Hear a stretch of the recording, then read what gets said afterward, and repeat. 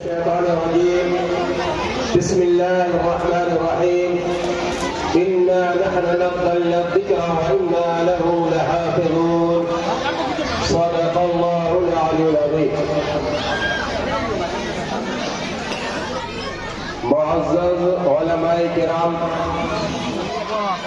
محترم بزرگوں، امت مسلمہ کے غیور نوجوانوں، عزیز بچوں اور جہاں تک میری آواز جا رہی ہے، پردہ نشین ماں اور بہنوں،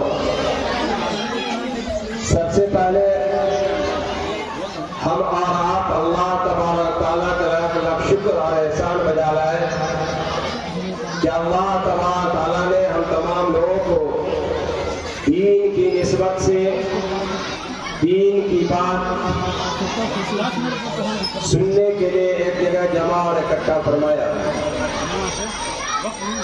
جب ہمارا دینی بات سننے کے یہاں اکٹھا اور جمع ہوئے ہیں تو سب سے پہلی میری آپ تمام حضرات سے یہ درخواست ہے کہ ہم اور آپ یہ عزم مصمم کریں، یہ پختہ عہد کریں کہ یہاں جو باتیں علماء کرام قرآن اور حدیث نبی صلی اللہ علیہ وسلم کی روشنی میں بیان فرمائیں گے، اس پر ہم اور آپ انشاءاللہ ضرور عمل کریں گے انشاءاللہ۔ میرے محترم بزرگوں اور دوستوں، سب سے پہلے میں ان طلباء کو جنہوں نے اپنے سینے میں قرآن کریم کو محفوظ کیا ہے انہیں مبارکباد پیش کرتا ہوں۔ یہ طلباء قابل مبارکباد ہے، یہ سعید ہے، نیک بخت ہے کہ اللہ تبارک تعالیٰ نے انہیں یہ توفیق بخشی کہ انہوں نے اپنے سینے میں قرآن کریم کو محفوظ کیا ہے۔ اسی طریقے سے قابل مبارکباد ہے ان کے گارجین حضرات، ان کے والدین جنہوں نے اپنے بچے کو سنگی مسجد کے اس مکتب میں قرآن کریم حفظ کرنے کے لیے بھیجا، اور بڑی ناسپاسی ہوگی اگر میں اس موقع پر مبارکباد پیش نہ کروں اس مکتب کے ذمہ دار اور اس جامع مسجد کے امام و خطیب حضرت مولانا گوہر امام صاحب کو اور اس مکتب میں پڑھانے والے دیگر اساتذہ کرام کو، جن کی محنت، جن کی جانفشانی، جن کی قد و کاوش سے ان طلباء نے اپنے سینے میں قرآن کریم محفوظ کیا ہے، ان کا بھی بڑا احسان ہے کہ انہوں نے پوری محنت کی، توجہ دی، جب جا کر کے ان طلباء نے اپنے سینے میں قرآن کریم کو محفوظ کیا ہے۔ بڑی خوشی اس بات کی ہو رہی ہے کہ حضرت مولانا گوہر امام صاحب وہ پھلدار درخت ہے جو ہر سال پھل دیا کرتے ہیں کہ الحمدللہ ان کی محنت سے، ان کی توجہ سے ہر سال کچھ نہ کچھ بچے قرآن کریم حفظ کیا کرتے ہیں۔ اور مجھے کہنے دیجیے، یہ سنگی مسجد جہاں یہ امام و خطیب کے فرائض بھی انجام دیتے ہیں، وہیں مکتب کا نظام بھی بڑے مضبوط انداز میں چلا رہے ہیں، گویا مسجد نبوی کا نمونہ یہاں پیش کر رہے ہیں۔ جس طریقے سے مسجد نبوی میں لوگ پانچوں وقت کی نماز ادا کیا کرتے ہیں، اور وہیں پر ایک صفہ ہے، ایک چبوترا ہے جسے صفہ کہا جاتا ہے، جہاں آقا نامدار تاجدار مدینہ احمد مجتبی محمد مصطفیٰ صلی اللہ علیہ وسلم معلم تھے اور صحابہ کرام متعلم تھے۔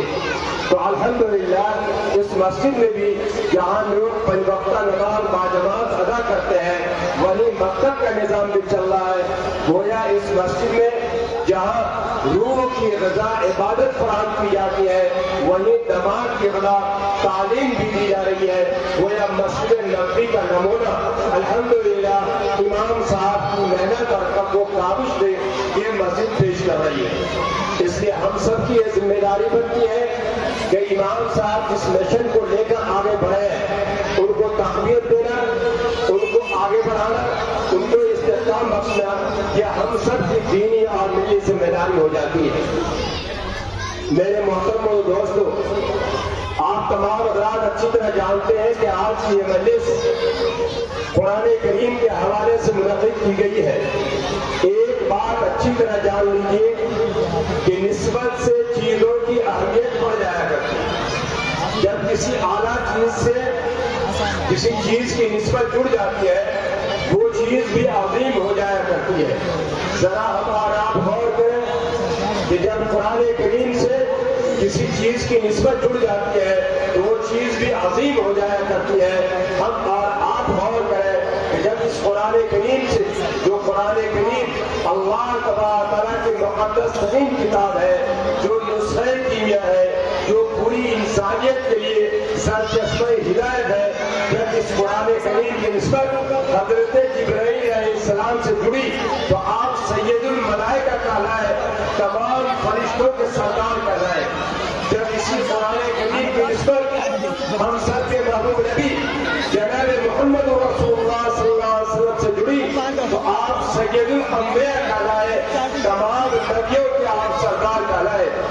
جب اسی قرآن کریم کی نسبت رمضان المبارک سے جڑی، جس رمضان میں یہ قرآن کریم نازل ہوا تو یہ رمضان کا مبارک مہینہ تمام مہینوں سے افضل قرار پایا۔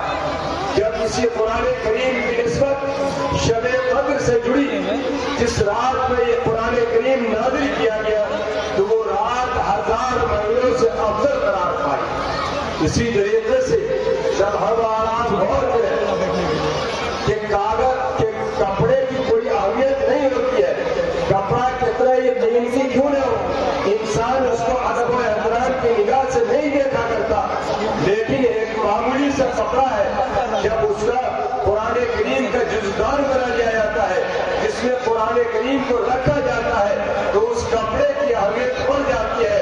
ایک ایمان والا اس جزدان کا احترام کرتا ہے، عزت کی نگاہ سے دیکھتا ہے، اس لیے کہ اس کپڑے کی نسبت قرآن کریم سے جڑ گئی ہے۔ لکڑی کتنی قیمتی کیوں نہ ہو، کوئی بھی انسان اس کو ادب و احترام کی نگاہ سے نہیں دیکھتا، اس کا ادب و احترام نہیں کیا کرتا، لیکن ایک معمولی سی لکڑی جب اس کا قرآن کریم کا رحل بنا لیا جاتا ہے، جس میں قرآن کریم کو رکھا جاتا ہے تو اس رحل کی اہمیت بھی بڑھ جاتی ہے، لوگ اس کا بھی ادب و احترام کرتے ہیں، اس لیے کہ اس رحل کی نسبت قرآن کریم سے جڑ گئی ہے۔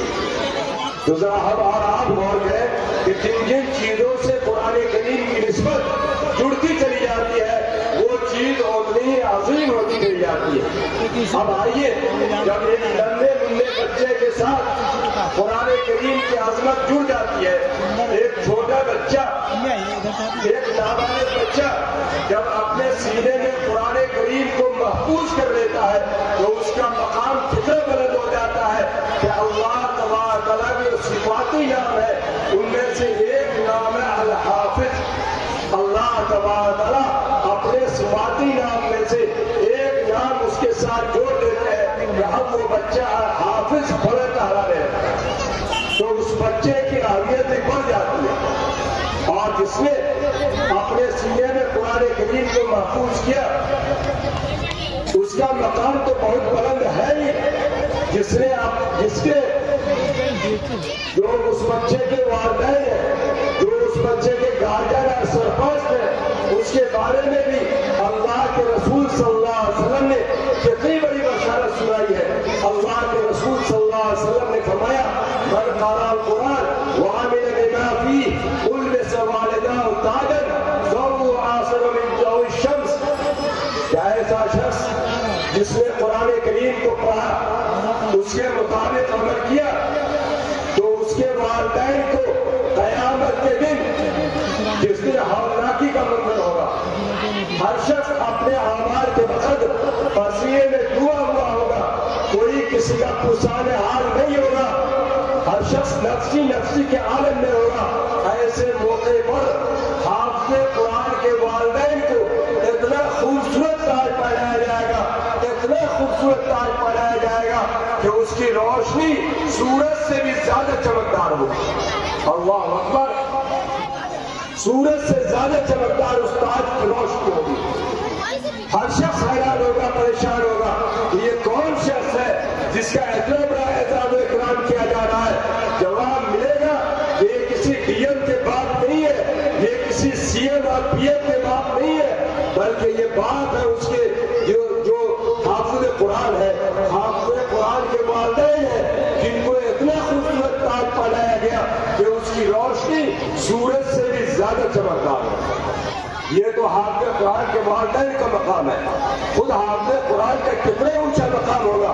حدیث قدسی ہے کہ اللہ تبارک تعالیٰ حافظ قرآن سے کہے گا اقرا ورتقل ورتل کما کنت ترتل فی الدنیا، اے حافظ قرآن تو پڑھتا جا اور جنت کے زینے پہ چڑھتا چلا جا۔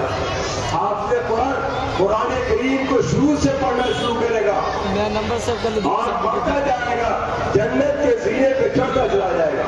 اب ذرا اندازہ لگائیے کہ ایک حافظ قرآن شروع سے قرآن کریم کو پڑھنا شروع کرے گا اور کہا جائے گا کہ دیکھو ٹھار ٹھار کر کو جس طریقے سے تم دنیا میں قرآن کریم کو ترتیب کے ساتھ، تجوید کے ساتھ، صحت مخارج کے ساتھ پڑھا کرتے تھے، اسی طریقے سے پڑھو۔ اب ایک حافظ قرآن 30 پارہ پڑھتا جائے گا اور جنت کے زینے پہ چڑھتا چلا جائے گا۔ جہاں وہ قرآن کریم کو ختم کرے گا، میرے جنت والناس پڑھے گا، وہاں اس کا مقام ہوگا۔ اے لوگوں ذرا اندازہ لگائیے ایک حافظ قرآن کا کتنا اونچا مقام ہے۔ اس لیے ہم اور آپ کو حافظ قرآن کے مقام کو سمجھنا ہوگا، اس کی عظمت کو سمجھنا ہوگا۔ آج جو دنیا میں لوگ حافظ قرآن کی کوئی عظمت نہیں سمجھتے، کوئی اہمیت نہیں سمجھتے ہیں، ہم اور آپ کو ان کی عظمت اور اہمیت کو سمجھنا ہوگا۔ جب ہم اس کی عظمت کو سمجھیں گے، اہمیت کو سمجھیں گے، علماء کی قدر کریں گے، حافظ کی قدر کریں گے، دینی علوم والے کی اہمیت کو ہم سمجھیں گے، تو ہمارے گھر میں بھی اللہ تبارک تعالیٰ عالم کو پیدا فرمائے گا، حافظ قرآن کو پیدا فرمائے گا۔ اس لیے ایک بات تو یہ ہے کہ ہم اور آپ اپنے بچے کو عالم دین بنائے، حافظ قرآن بنائے۔ اگر اللہ نے ہمیں اولاد کی دولت سے نوازا ہے تو ہمیں یہ کام کرنا چاہیے۔ اس کے بعد آپ اسے حافظ قرآن بنانے کے بعد انجینئر بنائے، ڈاکٹر بنائے، آئی ایس بنائے، آئی پی ایس بنائے۔ یاد رکھیے اسلام کسی بھی تعلیم سے منع نہیں کرتا، اسلام کسی بھی تعلیم سے روکتا نہیں ہے، لیکن شرط یہ ہے کہ سب سے پہلے آپ اس کو دین کی بنیادی تعلیم دے دیجیے تاکہ وہ انجینئر بنے، ڈاکٹر بنے، آئی ایس بنے، آئی پی ایس بنے، تو اس کا ایمان متزلزل نہ ہونے پائے، وہ اپنے ایمان پہ مکمل طور پر ثابت کر رہے، گویا وہ اسلام کا جھنڈا اور اسلام کا علم بلند کرنے والا ہو، اسلام کا پرچم لہرانے والا بنے۔ آئی ایس ہوگا تو بھی وہ اسلام کا پرچم لہرائے گا، ڈاکٹر بنے گا، انجینئر بنے گا، جہاں بھی رہے گا وہ اسلام کے بتائے ہوئے طریقے کے مطابق اپنی زندگی گزارنے والا بنے گا۔ اس لیے ہم اور آپ کو اس طرف خاص توجہ دینے کی ضرورت ہے کہ یہاں جو مکتب کھولا گیا ہے، جو اس کے آس پاس اور قرب و جوار میں جو مسلمان رہتے ہیں وہ خوش نصیب ہے۔ الحمدللہ اللہ نے امام صاحب کے ذریعے سے آپ تمام حضرات کو یہ موقع عنایت فرمایا ہے۔ آپ حضرات خوش نصیب ہیں، اس لیے مکتب میں اپنے بچوں کو بھیجیے جنہیں اللہ نے اولاد کی دولت سے نوازا ہے۔ اگر اولاد نہیں دیا ہے تو آپ کسی غریب بچے کی تعلیم کی کفالت کیجیے، ان کے خرچ کو برداشت کیجیے۔ مجھے اللہ کی ذات سے امید ہے کہ حافظ قرآن کے والدین کا جو مقام اللہ کے رسول صلی اللہ علیہ وسلم نے بیان فرمایا اور جو حدیث میں نے آپ کو پڑھنے سنائی ہے، انشاءاللہ اگر کوئی آدمی کسی بھی دوسرے غریب بچے کو اگر وہ حافظ قرآن بناتے ہیں، اس میں مدد کرتے ہیں اور ان کا مالی تعاون کرتے ہیں، اس مقصد کا تعاون کرتے ہیں، تو انشاءاللہ انہیں بھی وہی ثواب ملے۔ اس اس لیے اس بات کی بھی ہمارا آپ کو کوشش کرنی ہے. یاد رکھیے ہم مکتب کو مضبوط کریں گے تو ہمارا ایمان مکتب مضبوط ہوگا. اس لیے کہ یہی مکتب یہ ایمان کا پاور ہاؤس ہے. یہ مدارس اسلامیہ ایمان کے پاور ہاؤس ہے. اگر یہ مدارس اسلامیہ یہ مکاتب دینیہ مضبوط ہوں گے تو مسلمان مضبوط ہوگا. اور اگر خدا نے خواستہ یہ مدارس کمزور پڑ گئے, مکاتب دینیہ کمزور پڑ گئے تو مسلمان بھی کمزور پڑ جائے. اس لیے ان مکاتب کو مضبوط کرنا, منظم اور مستحکم کرنا یہ بھی ہم اور آپ کی ذمہ داری بنتی ہے. اسی کے ساتھ ساتھ ان مکتب کے چلانے والے جہاں امام صاحب کا میں نے شکریہ ادا کیا, جو اس مسجد کے صدر سیکرٹری اور ذمہ داران حضرات ہیں جو ان مکتب کا تعاون کرتے ہیں, انہیں بھی ہم مبارکباد پیش کرتے ہیں, ان کا بھی شکریہ ادا کرتے ہیں کہ وہ بھی ایک بڑا اچھا کام کر رہے ہیں, کار خیر کر رہے ہیں.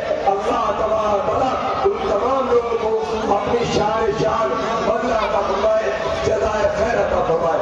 اب آخری میں صرف دو بات کہہ کے میں اپنی بات ختم کر دینا چاہتا ہوں. میرے محترم دوستو, اللہ کے رسول صلی اللہ علیہ وسلم نے قرآن کریم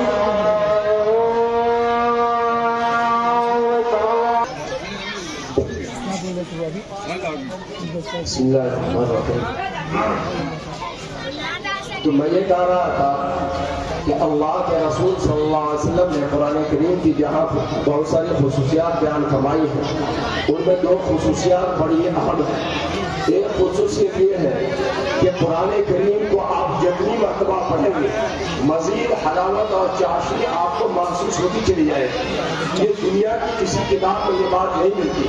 حتیٰ کہ میں یہ کہا کرتا ہوں کہ محبوبہ کا لب لے کر بھی ہے, پریم پتر بھی ہے, تو اس کو 10 مرتبہ 15 مرتبہ پڑھنے کے بعد انسان کی طبیعت اکتا جاتی ہے.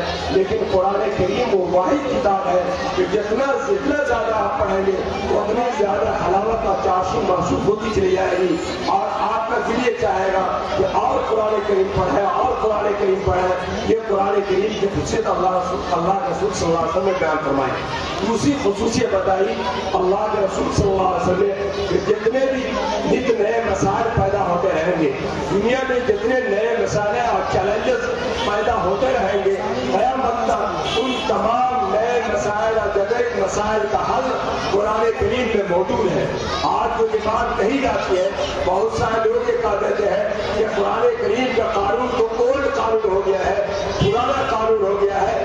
یاد رکھیے اور اس بات کو اچھی طرح سمجھیے کہ ہم سب کے محبوب نبی جناب محمد رسول اللہ صلی اللہ علیہ وسلم نے بیان فرما دیا ہے کہ قرآن کریم جس طریقے سے نزول کے وقت جوان تھا آج بھی جوان ہے اور قیامت تک جوان رہے گا. کبھی اس میں بڑھاپا نہیں آ سکتا. جتنے نئے مسائل پیدا ہوتے رہیں گے, جو مسائل پیدا ہوئے ان کا حل بھی قرآن کریم نے دیا اور بتایا. آج جو نئے مسائل پیدا ہو رہے ہیں ان کا مسائل بھی, ان کے حل بھی, جو قرآن کی تحقیق کرنے والے ہیں, قرآن سے مسائل نکالنے والے ہیں, استخراج کرنے والے ہیں, قرآن کریم سے ان مسائل کا استعمال اور استخراج کر کے دنیا کے سامنے اس کا حل پیش کر رہے ہیں. اور اسی طریقے سے قیامت تک جو نئے مسائل پیدا ہوتے رہیں گے ان کا حل قرآن کریم میں موجود ہے. یہ آپ کو سمجھنا ہوگا. اس لیے ہمیں یہ سمجھنا ہوگا کہ قرآن کریم میں اللہ تبارک تعالیٰ نے تمام مسائل کا حل بیان فرما دیا ہے, اور قیامت تک جتنے مسائل پیدا ہوتے رہیں گے ان مسائل کا حل قرآن کریم میں موجود ہے. میں نے جو آیت پڑھی ہے بس 1 منٹ میں ہم یہ کہہ دینا چاہتے ہیں کہ اللہ تبارک تعالیٰ نے قرآن کریم میں یہ فرمایا اِنَّا نَحْنُ نَزَّلْنَا الذِّكْرَ وَإِنَّا لَهُ لَحَافِظُونَ. کہ لوگوں ہم نے قرآن کریم کو نازل فرمایا ہے اور ہم ہی اس کی حفاظت کرنے والے ہیں. یہ مکاتب دینیہ, یہ مدارس اسلامیہ جہاں یہ بچے پڑھتے ہیں اور قرآن کریم کے معانی کو, مطالب کو اور قرآن کریم کے الفاظ کو اپنے سینے میں محفوظ کرتے ہیں, گویا اللہ تبارک تعالیٰ نے جو قرآن کریم کی حفاظت کا وعدہ کیا تھا اس وعدے کی حفاظت کی تکمیل کا ذریعہ یہ مکاتب دینیہ ہے, مدارس دینیہ ہے. اس لیے ہم سب کی ذمہ داری بنتی ہے کہ ان مدارس اسلامیہ کو مضبوط ہے, مکاتب دینیہ کو مضبوط ہے, اس کو استحکام بخشے. دعا فرمائے اللہ تبارک تعالیٰ ہم تمام لوگوں کو ان کہی گئی باتوں کا عمل کرنے کی توفیق پر عمل فرمائے. ربنا تقبل منا انك انت السميع العليم وتب علينا انك انت التواب الرحيم. جزاکم اللہ خیرا جزا. حضرات گرامی اذان ہو چکی ہے.